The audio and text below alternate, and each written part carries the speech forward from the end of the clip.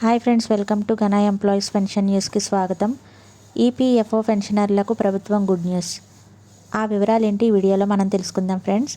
Video ఎక్కడ skip చేయకుండా చూడండి. ఈ వీడియో మీకు నచ్చినట్టయితే లైక్ చేయండి, సబ్స్క్రైబ్ చేయండి, షేర్ చేయండి. ఇక లేట్ చేయకుండా వివరాల్లోకి అయితే వెళ్ళిపోదాం. ప్రభుత్వం ఉద్యోగులకు మరియు పెన్షనర్లకు కొత్త సంవత్సరం ముందే ఒక మంచి వార్తను అందించింది.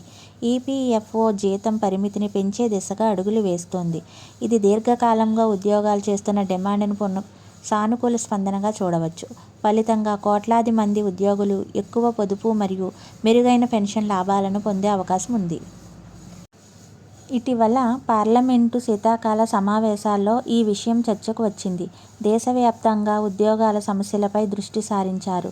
ముఖ్యంగా పీఎఫ్ జీతం పరిమితిని పెంచాలనే అంశం ప్రాధాన్యత పొందింది. ప్రస్తుతం 15,000 రూపాయల నుండి ఉన్న ఈ పరిమితిని 30,000 రూపాయల వరకు పెంచాలని ఉద్యోగులు ఎప్పటి నుంచో కోరుతున్నారు. ఈ మార్పు వల్ల పదవీ విరమణ తర్వాత ఆర్థిక భద్రత మరింత పటిష్టమవుతుంది. కార్మిక మరియు ఉపాధి మంత్రి మన్సుఖ్ మాండవీయ ఈ అంశంపై సమాధానమిచ్చారు. ప్రభుత్వం ఈ ప్రతిపాదనను తోసిపుచ్చలేదు, బదులుగా చర్చలకు అవకాశం ఇచ్చింది. త్వరలోనే ఈ నిర్ణయాన్ని అమలు చేయనున్నట్టు ఆయన సూచించారు.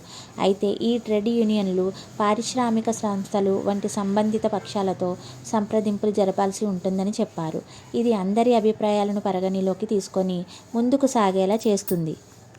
ప్రస్తుత వ్యవస్థలో ఉద్యోగి బేసిక్ జీతం మరియు డియర్నెస్ అలవెన్స్లో 12% ఈపీఎఫ్ ఖాతాకు జమ అవుతుంది. కంపెనీ కూడా అదే మొత్తాన్ని సమానంగా జమ చేస్తుంది.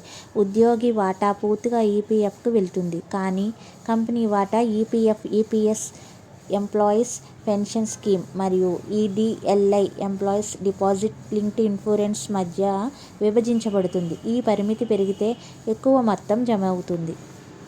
ఈ మార్పు వల్ల ఈపీఎస్ కార్పస్ పెరుగుతుంది, పెన్షన్ మొత్తం మెరుగుపడుతుంది, కంపెనీల సహకారం కూడా పెరుగుతుంది.